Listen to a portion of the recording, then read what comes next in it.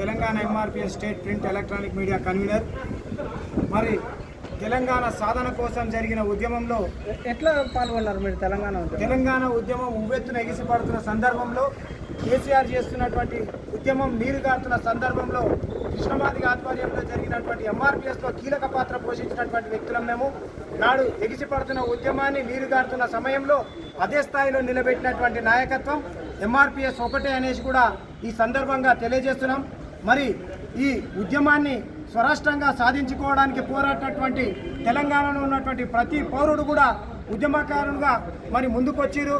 మరి ఈ తరుణంలో మరి ఉద్యమకారులను గుర్తించే దగ్గర పార్టీల కార్యకర్తలు నాయకులుగా కాకుండా తెలంగాణ పౌరులు ఉద్యమం చేసినటువంటి ప్రతి ఒక్కరిని ఉద్యమకారుని యొక్క వారి యొక్క కష్టాన్ని, వారి యొక్క త్యాగాలను గుర్తించాల్సిన బాధ్యత ప్రభుత్వం పైన ఉన్నది. కాబట్టి అందులో ఎంఆర్పిఎస్ కీలక పాత్ర ఉన్నది. కాబట్టి మాకు చదువులు అనేదే సరిగ్గా ఉండవు. కాబట్టి కానీ స్వరాష్ట్రంలో మా జీవితాలు బాగుపడతాయి, మా జీవన విధానం బాగుపడుతుందని చూస్తే ఉద్యమాల్లో చాలా నష్టపోయిన వాళ్ళు ఉన్నారు. కాబట్టి మరి ఈ ఉద్యమంలో నష్టపోయినటువంటి ఎంఆర్పిఎస్ నాయకత్వాన్ని కూడా ఈ రాష్ట్ర ప్రభుత్వం గౌరవ ముఖ్యమంత్రి గారు గుర్తించి మరి ఉద్యమంలో ఏదైతే ఉద్యమపరంగా ఉద్యమకారులను ఆదుకుంటామని చెప్పినారో ఆ విధానంలో ప్రధాన పాత్ర ఉద్యమకారులలో మాదిగలకు కలిగించాలని కూడా ఈ వేదిక ద్వారా తెలియజేస్తున్నారు.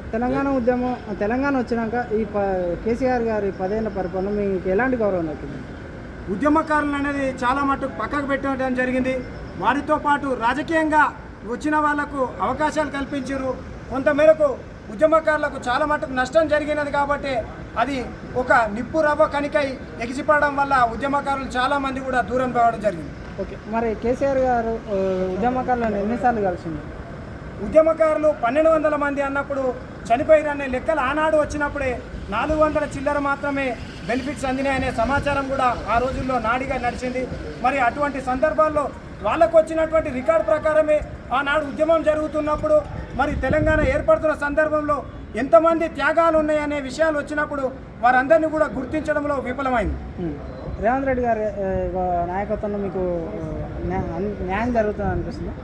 నాడు మేనిఫెస్టోలో తెలంగాణలో కాంగ్రెస్ ప్రభుత్వం గనక అధికారికంలోకి వస్తే ఉద్యమకారులను గౌరవిస్తాం, వారి ఆత్మగౌరవాన్ని నిలబెడతామనే విధంగా వారికి అన్ని విధాలా ఆదుకుంటామని తెలియజేయడంతో మరి ఉద్యమకారులందరూ కూడా ఈ రాష్ట్ర ప్రభుత్వం వైపు చూస్తూ మరి గెలిపించడంలో కానీ ప్రభుత్వానికి అండగా నిలబడ్డారు. కాబట్టి చేస్తారనే ఆశాభావం వ్యక్తం చేస్తున్నాం. మొన్న కేటీఆర్ గారు మాట్లాడుతూ మళ్ళీ మా గవర్నమెంట్లో తెలంగాణ ఉద్యమకారులని మేము మళ్ళీ సొంత బిడ్డలాగా చూసుకుంటాం. మరి ఆనాడు గౌరవించలేదు, ఈనాడు ముఖ్యమంత్రి గౌరవిస్తానన్నాడు.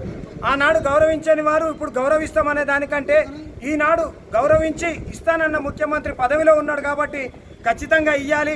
ఈ ముఖ్యమంత్రి గారు కూడా ఉద్యమకారులను ఒకవేళ గౌరవించలేని పరిస్థితిలో ఉంటే ఆల్టర్నేట్ వే అటువైపు కూడా ఉండే అవకాశాలు కూడా ఉంటాయి. కాబట్టి మరి ముఖ్యమంత్రి మీద మాకు నమ్మకం ఉన్నది, ఖచ్చితంగా చేస్తాడనే ఆశ కూడా ఉన్నది.